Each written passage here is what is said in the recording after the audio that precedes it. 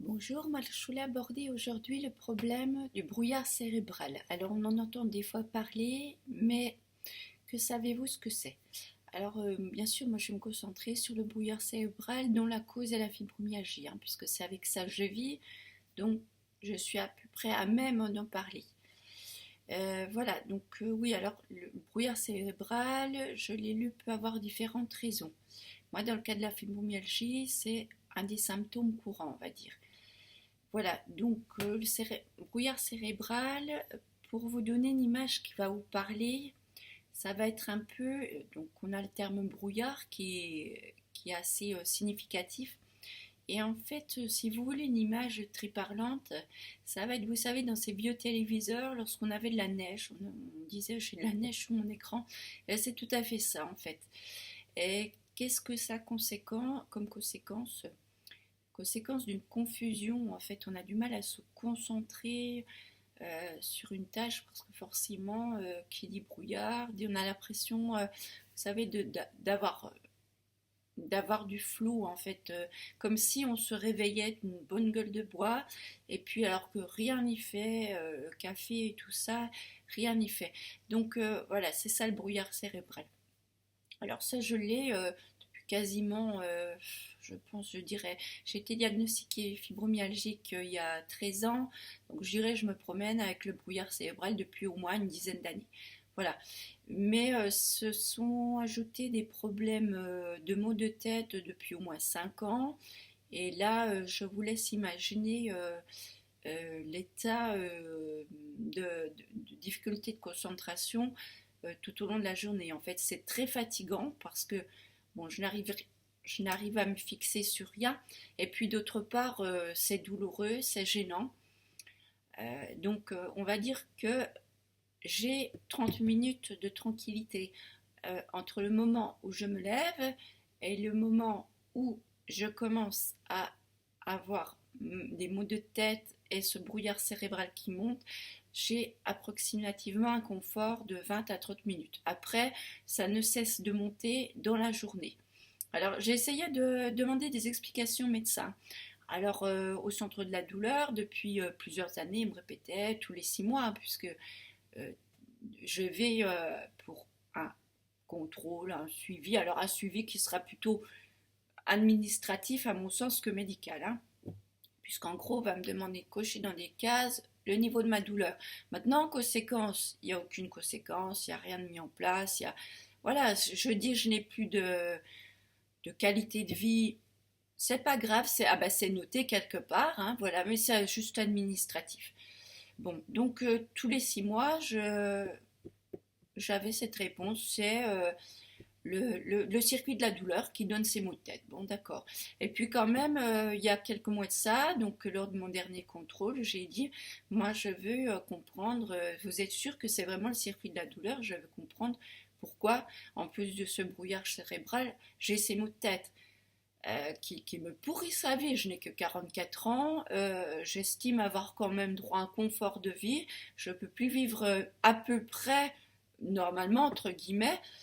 Bon, alors je demande des explications. Et là, le rhumatologue me répond, ah, ce n'est pas le circuit de la douleur, les maux de tête, ce n'est pas de mon domaine. Bon, d'accord. Donc elle me fait une prescription médicale, m'envoie chez le neurologue, bon, ce que j'aurais aimé qu'elle me fasse beaucoup plus tôt, mais bon, voilà.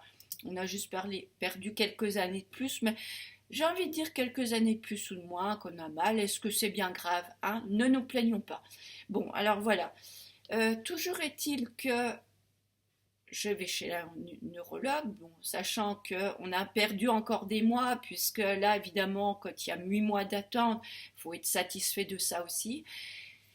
Et la neurologue, je lui dis, donc on est là d'accord que pour vous, les maux de tête et tout ça, c'est le circuit de la douleur. Et là, elle me répond, ce n'est pas mon domaine. Alors là, moi, j'ai envie de dire, entre les rhumatologues et la neurologue, c'est le domaine de qui? Bon, alors voilà, donc je vais retourner le 6 septembre au centre de la douleur et là je vais pouvoir un petit peu demander des explications parce que moi j'ai besoin de m'en sortir, là j'ai besoin qu'on m'apporte des solutions. La solution, moi j'essaye de m'en trouver, mais enfin c'est somme toute limité, je ne suis pas médecin. Alors j'ai essayé d'aller chez un ophtalmologue, bon, qui m'a prescrit des lunettes, ça n'a rien changé. J'ai les yeux secs, je mets des gouttes oculaires en me disant peut-être que ça peut un petit peu tout est lié, tout ça. Ça ne change rien. J'essaie de répartir. Alors, bon, ça m'aide un petit peu au niveau pas de la douleur elle-même des maux de tête. Par contre, ça m'aide au niveau de la gestion de la douleur. Je me fais maintenant une liste des choses à faire dans la journée. Ça m'évite justement de me surangoisser, en fait, d'oublier des choses. Voilà. Donc, on va dire que je diminue la charge mentale en faisant ça. Mais maintenant, c'est vrai que moi, je ne suis pas médecin. Alors, je peux trouver des solutions. C'est facile de dire c'est au médecin, c'est au malade de gérer sa maladie. Oui, mais jusqu'à quel point? On n'est pas médecin.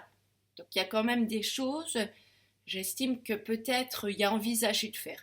Alors, évidemment, c'est facile de dire on ne sait pas d'où vient votre maladie, comment la soigner, donc on met des opioïdes, et voilà, et c'est bon, et repartez avec ça. Alors voilà, bon, ça fait aussi 13 ans que je suis sous tramadol. Là aussi, certainement, ça doit avoir un impact, mais j'ai beaucoup de questions suspens. Et voilà, donc en tout cas, déjà, je pense que oui, faut vraiment pas euh, surangoisser parce que plus j'ai remarqué que plus on se focalise sur ses maux de tête, et pire c'est. Donc ce qu'il faut absolument à faire, et ce que j'arrive quand même à faire, à mettre dans ma routine, et que si je ne le mets pas dans ma routine, j'en paye le prix, tout de suite au quotidien. Donc c'est essayer de trouver des choses qui vous font du bien. C'est-à-dire moi ça va être me balader en étant ouverte. Donc c'est en quelque part je fais de la relaxation. Ça va être faire des choses que j'aime, de loisirs créatifs, écouter de la musique. Voilà, on ne peut pas dire que c'est des solutions énormes, mais c'est des solutions qui apportent quand même un confort, on va dire, sur le moment, et qui aide d'arriver moins fatigué, moins surchargé, moins aussi de culpabilité, parce que on se culpabilise en disant j'ai pas pu tout faire, j'ai oublié de faire ça, en plus en disant je suis de plus en plus fatiguée, mais ça m'empêchait de faire ça encore.